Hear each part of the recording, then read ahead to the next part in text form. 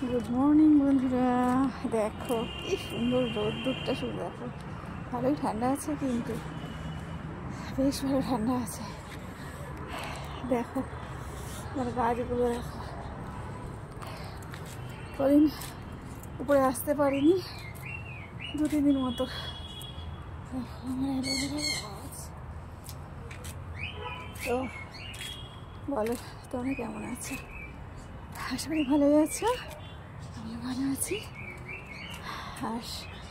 আর তোমার সকাল থেকে সমস্ত কিছু করেছি, রান্নাবান্না সবই তো হয়েছে। আর তোমার কালকে একটু বেরিয়ে পড়েছিলাম, কাল চলে গেছিলাম সেই 3টে-3:30 ট্রেনে।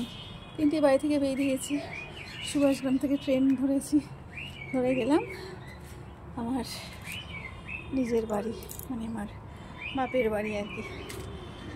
নিজের বলতে জানি না কোনটা নিজের, কোনোটাই বোধহয় আমার বাড়ি নয়, না এটা না ওটা। জন্ম ওখানে আর মৃত্যু হয়তো এখানে, জানি না। যাই হোক, কিন্তু ওখানে আমার মন পড়ে থাকে, জানো তো। খুবই ভালো লাগে আমার ওখানে যাওয়ার জন্য আমি ছটফট করি, জানো তো। ছুটতে চলে যাই, যে ভালো লাগে কি বলবো।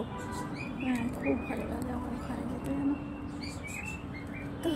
সময় সুযোগ পাই না, কিন্তু তাও ভাবলাম অনেকদিন যাইনি। ওই যে মাঠটা, ওখানে তো আমার পুরো শৈশবটা জড়িয়ে আছে, জানো তো। ওই মাঠে যে কত খেলা করেছি, সারা দিন কাটিয়ে দিয়েছি। মা বকাবকি করেছে, দাদা বকাবকি করেছে, বাবা বকাবকি করেছে, কিন্তু খেলা, শুধু খেলা। হ্যাঁ, তখন গুলি খেলা হতো, তারপরে একটা ডিগেল টাইপের এরকম কড়ি টাইপের এরকম ছুঁড়ে খেলা হতো, ট্রেনের টিকিট দিয়ে আমাদের, যেন দেশলাইয়ের টিকিট দিয়ে আমরা এগুলো খেলতাম।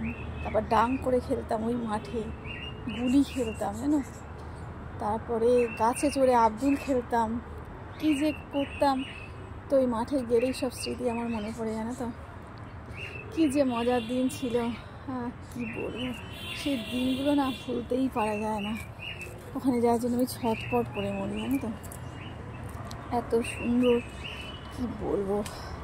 ওই দিনগুলো ভীষণ মিস করি, জানো। এতটাই মিস করি যে কি বলবো। মেয়েরা কেউই গেল না, তো আমি চলে গেলাম ছুটতে। আবার চলে এলাম 7টার ট্রেনে বাড়িতে। এসে আবার কাজকর্ম, বাসন মাজতে হলো, অনেক পড়েছিল বাসন, সব মাজলাম রাতে। আবার খাবার দাবার করলাম, ছিল খাবার দাবার। তো কাল বিরিয়ানি করেছিল, তো ছিল, ফ্রিজে রেখে দিয়েছিলাম হাফটা, কিছুটা আর কি। আর কিছুটা খাওয়া দাওয়া হয়েছিল, আর কিছুটা ছিল। তো ওই সব একসাথেই সব গরম করে দিয়েছি। আমার বর খেয়ে নিয়েছে, আর আমরাও খেলাম, বুঝেছি, মেয়েরাও খেলো।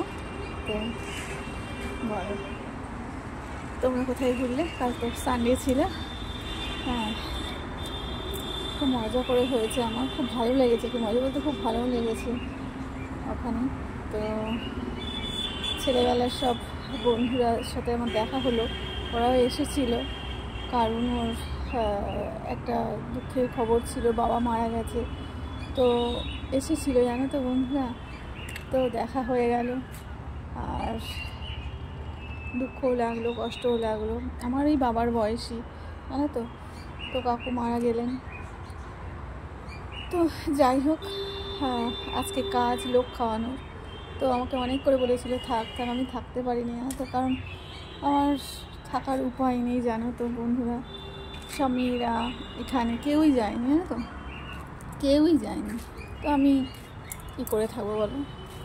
তো তাই জন্য চলে আসতে হলো। আমি বললাম না, আবার আমি আসবো পরে, জানো তো।